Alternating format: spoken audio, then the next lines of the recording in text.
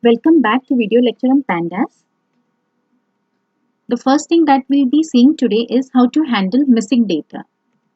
The real world data is rarely clean and homogeneous. Data sets will always have some amount of data missing, and we need to handle this missing data. Now there are two ways we can handle missing data. First is either remove that row completely, and second one is replace that missing value with some alternative value. Okay, let's have a look. Okay, now first of all, we need to detect the missing data. Now there are two functions available for this, is null and not null. We can make use of these two functions to identify whether there is any missing data or no. Okay, basically they will return a boolean value. Is null, okay, will return true if it is null. Okay, and not null will return true if it is not null. Okay, basically they are opposites. Okay, now let us first understand how to start with it. First thing is create a data frame with null values. Okay, now one way could be, using making use of reindexing. Okay, so when we make use of reindex and there are some when there are some new indices, null values are automatically inserted. Okay, now this is one of the ways we can create null values, and the code is over here. Okay, index is 13579. Okay, we are defining the index over here. Then we are creating a data frame, pd.dataFrame values 13579, and index is equal to and passing this index. So basically for index 1 the value will be 1, for 3 the value will be 3, for 5 it will be 5, and so on. Now next what we are doing is we are creating a new index. New index is equal to 1, 2, 3, 4, 5, 6, 7, 8, 9, and what we are doing df dot reindex, and we are passing the new index. So what will happen? Okay, and one more thing, I need to store it explicitly in df. If I don't store, the actual values won't be replaced. Okay, so I need to store. Okay, okay, so okay, now another thing is how can we clean the missing data? Okay, first one is replace your nan, okay, not a number values, with some scalar value, and the function for doing that is fill na.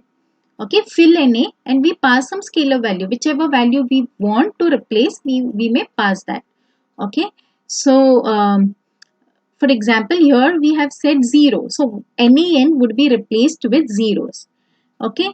Second is we can fill Na forward and backward. We have already seen this uh, while working on reindexing. Okay. So there are methods. Okay. What we need to do is fill Na. Okay. One of the attributes is method, wherein we pass which method we want to use. Okay. When I say method is equal to pad, it is like forward fill. Forward fill means propagate last valid observation forward. Okay, and when I say method is equal to backfill or bfill, what it does backward fill means use next valid observation to fill the gap. Okay, so these are the two ways, again two ways which we can use in order to fill our data. Okay, next method of handling missing data is drop NA, wherein we completely drop the missing data. Okay, when we say drop NA, that particular row would be dropped. Okay, next is using replace. We can replace our missing data or our some data with some other value. Okay, so let's have a look.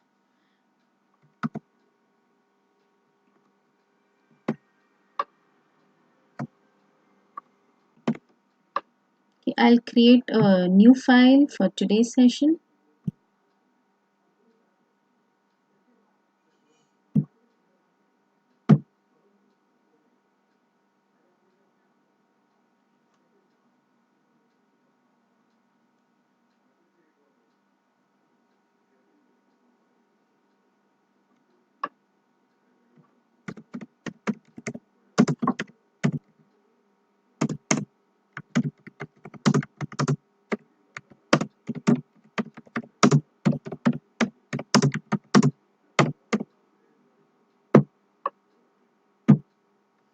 let's create the data frame.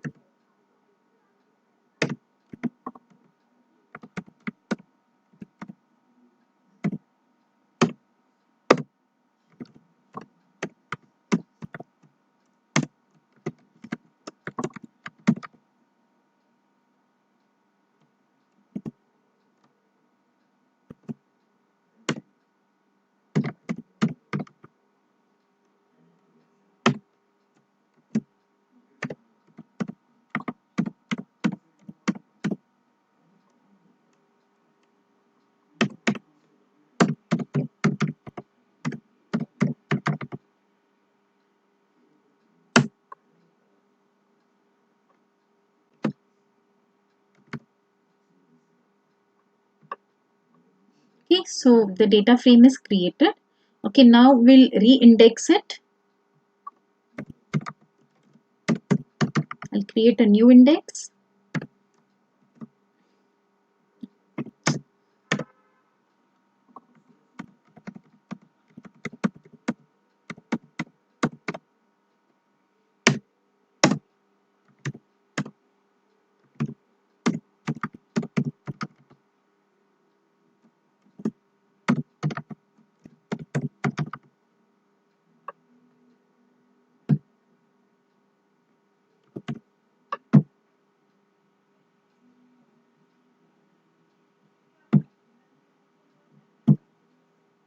Okay, so as we can see, because of re-indexing, there are some values with NaN, that is not a number.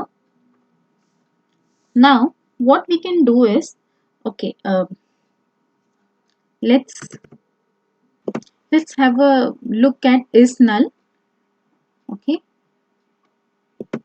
okay. So as we can see, is null. The first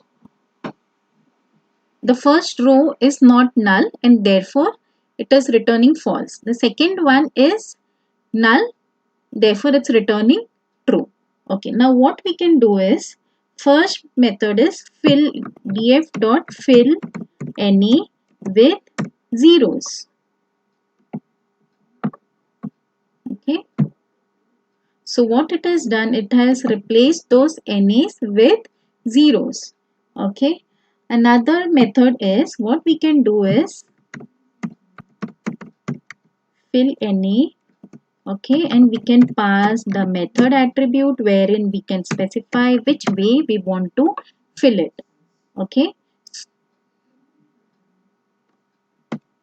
so as we can see, it has used forward fill, okay, to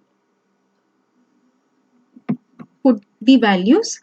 Okay, let's have a look at the next method as well.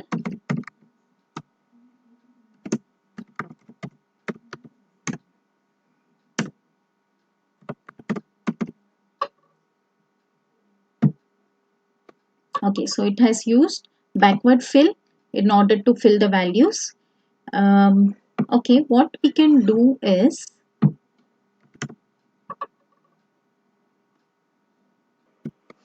okay, so this is my original df. Okay, now what I can do is, I can say df dot drop na.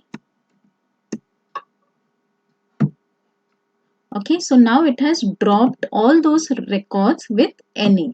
Okay, another method is replace, wherein we can replace some values with some other values. Okay, okay, so we have written code for replacing 1 with 10 and 3 with 30. Okay, let's run this. Okay, so now it has replaced 1 with 10 and 3 with 30. The next topic is time deltas. Date and time data comes in a few flavors like timestamps, time intervals and periods, time deltas or duration. Timestamp means particular moment in time. Example, July 4, 2019 at 7 a.m. This is a particular moment in time and this is a timestamp. Okay, time intervals and periods, they are a length of time between a particular beginning and end point. Basically, time intervals are a length of time. Periods usually reference a special case of time intervals in which each interval is of uniform length. Time deltas or durations means an exact length of time, like 2 days, 5 hours, 2 days, 5 hours, 5 minutes. We shall first see timestamp. Timestamp in pandas are equivalent of Python's date time. Okay, we can write like this: pd.timestamp and specify the date. The output of this would be something like this, where this is year 2018, this is month Jan, okay, and 12 is the date. And since we haven't provided time, it will be 000. Okay, you can also write it in this format: pd.timestamp 2018, 1, 30, 12. So this is the year, this is the month, this is day, the day, and this is hours, 12 hours at 12. Okay, we can also specify timestamp in this manner, wherein year is, we are explicitly specifying year is 2017, month is 1, day is 1, hour is 12. So the output of this timestamp would be this. Time deltas are differences in times. They are expressed in difference units like 2 days, 5 hours, 10 minutes, 30 seconds. Okay, in this way the time deltas are expressed. Okay, there are variety of ways of creating time deltas. Okay, one is by passing string. We can uh, the syntax is pd dot time delta, p is capital, and we can pass a string like this: 2 days, 2 hours, 15 minutes, 30 seconds. Okay, we can pass a string like this, and the output would be the timestamp. Okay, in this format. Next, we can pass an integer. Okay, by passing an integer value with the unit. Okay, an argument creates a time delta object. See, for example, pd dot time delta 6, and what is this? The unit is equal to h. H means hours. Okay, so the output would be 0 days and 6 hours. If I say d over here, the output would be 6 days. If I say m, the output would be 0 days, 0 hours, 6 minutes. Okay, another way of creating time delta is by using data offsets. Data offsets such as weeks, days, hours, minutes, seconds, milliseconds, and so on can also be used in construction. For example, pd.time delta, I'm saying days is equal to 2. Okay, so it will create the time delta. Okay, let's have a look.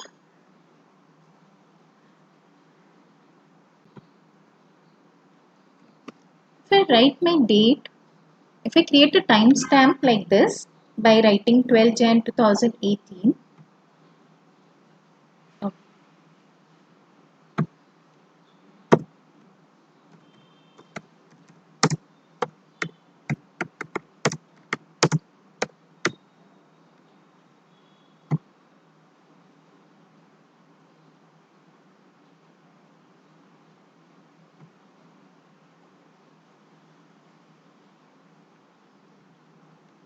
okay, a timestamp is created. Another way is,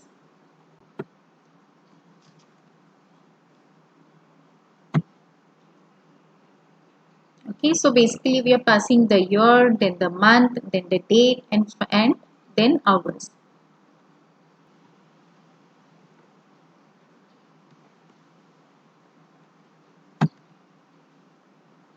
So we can create timestamp by specifying by the year, the month, the day, the hour, this manner as well. Okay, let's see an example of creating time delta. The first method that we saw was by passing a string. So we are passing a string like this. Okay, 2 days, 2 hours, 15 minutes, 30 seconds, and the time delta object is created. Okay, the other way is,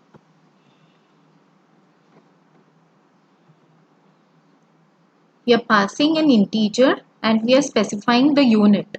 Okay, now here we are saying unit is d. Okay, if I want, I can say h, the unit is hours, and it will be changed. Okay. The third method is specifying the offsets.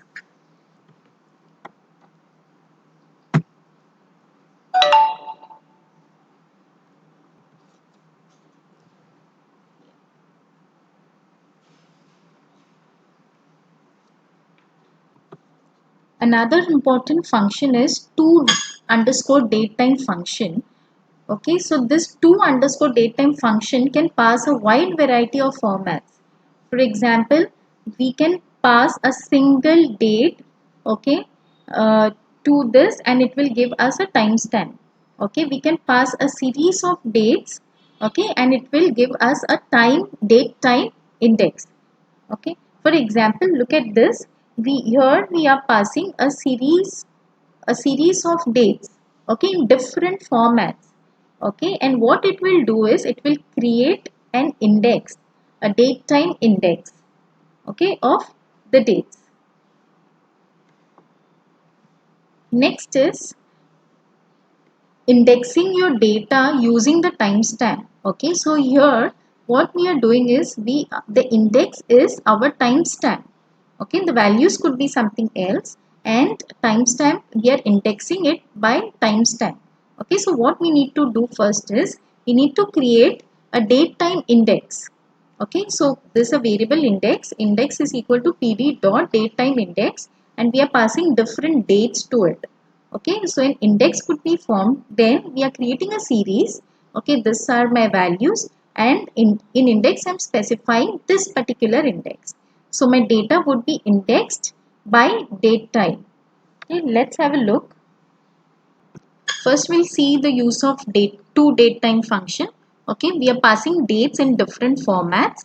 Okay, see, look at each and every date, it's in different format, and we say pd dot to date time, so it will convert it into date time. Okay, it will convert it into date time index. Now what I can do is I can create a series, I can assign values to it, and for index I can use the same date time index.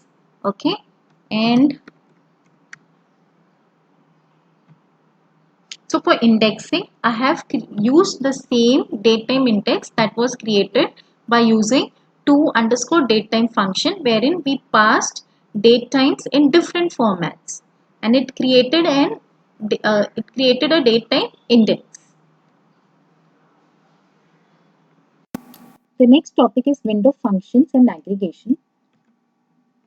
Window function are functions where the input values are taken from a window. The window could be of one or more rows in a series or a data frame, and then calculations are performed over them.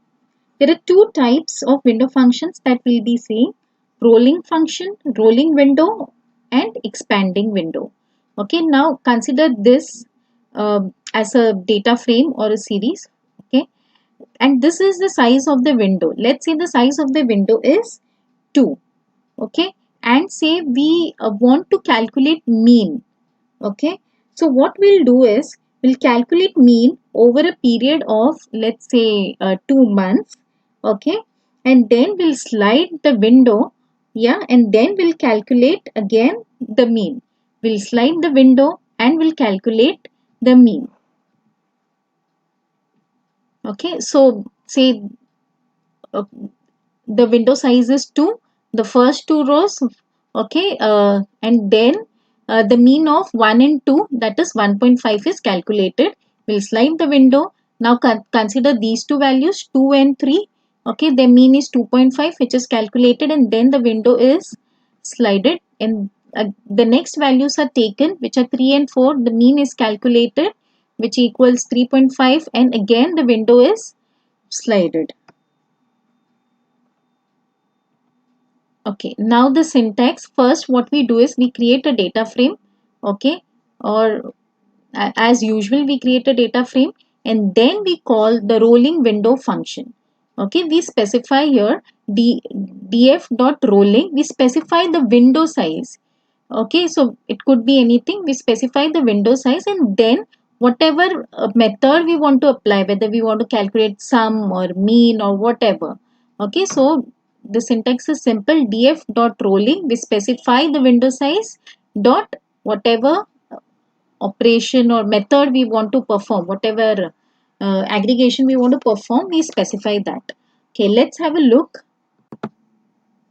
We'll first create a data frame. Okay, so this is the data frame that we have created. Next, we'll define a window function over it, rolling window over it. Okay, so we have written df dot rolling window size. We have kept it as 3 dot mean. Let's calculate mean. Okay, now look at the results. Okay, so window size is 3.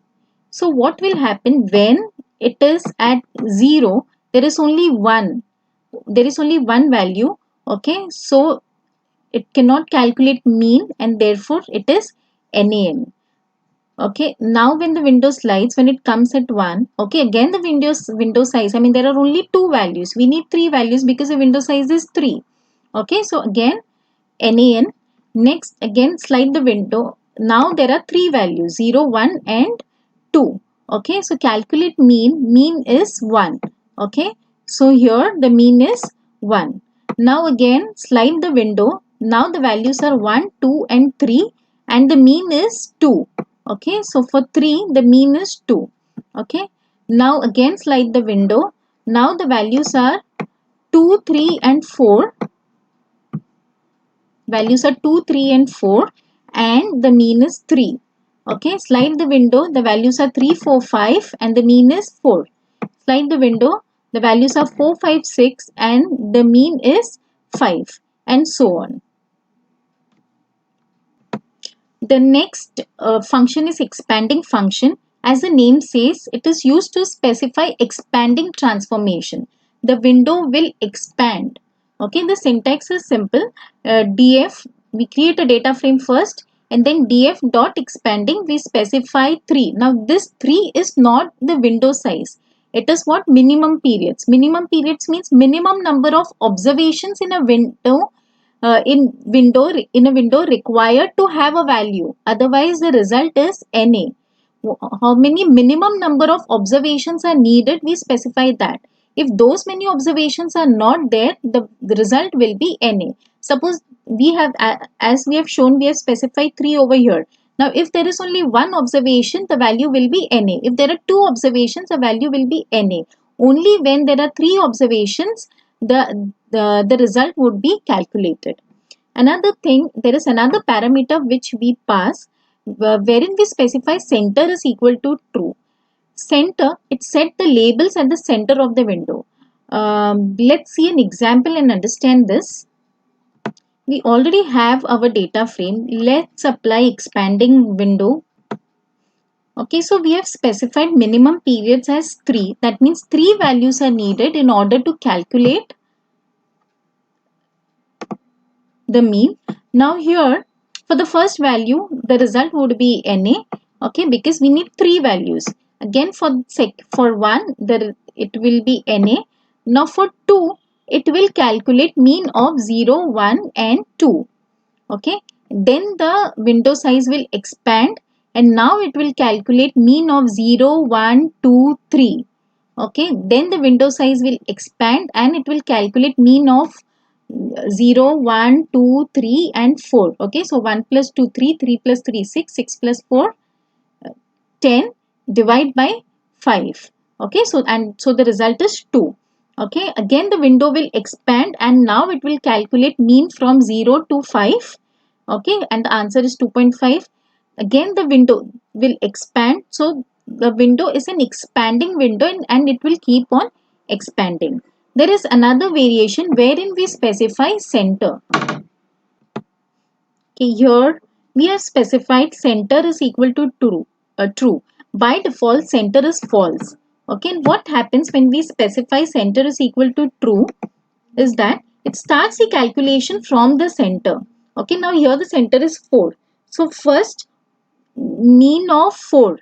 Okay, mean of 4 is 4.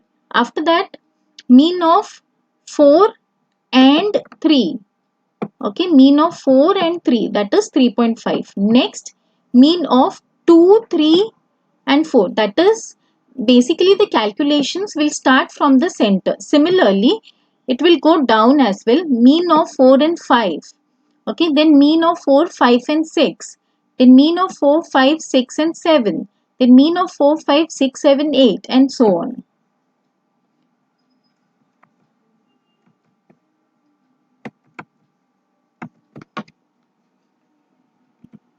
Okay, window functions are used in time series analysis for finding the trends or patterns. Basically, why do we use it? Okay, because these operations, they smoothens the data. Let's have a look. Now I'm considering a data frame wherein the values are not linear as we saw in a previous example. Um, there are some variations like 0, 1 and then we have a 7 and then 3, 4, 10, 16. It's increasing and then there is again a variation, a higher value 25 and then again it's coming down. Okay, so this is our data. Now let's apply a function, a window function over it and let's see how it smoothens. Okay, so we have applied a rolling function. The window size we have kept it as 3 and we are calculating mean. We are averaging out the values. Okay, so let's plot this and let's see what kind of curve we are getting. See, as you all can see, okay, it has smoothened the data. So this is the benefit of applying window function.